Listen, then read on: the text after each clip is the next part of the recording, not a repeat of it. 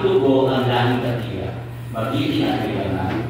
Palaging dadalhin sa puso, isip at diwa ang aking pagmamahal sa kultura at bayan sa ilang.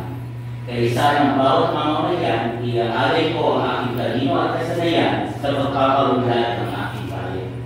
Taglay ang dalhin na naaayon sa mga pandaigdigang pamantayan. Maging instrumento ako sa pagsulong ng kagalingan, karunungan at kapayapaan. Makikisa at makikilako ako sa mga alikari ng pamahalaan dahil ang kaunlaran ay hindi lamang responsibilidad ng ilan. Isusulong at pangangalagaan ko ang karangalan, kalayaan at interes ng aking bayang minamahal. Bilang Pilipino na may pagmamahal, pakialam at malasakit, hindi makasarili kundi para sa mas nakararami. Katahakin ko ang landas tungo sa isang bagong Pilipinas. Ayun, no?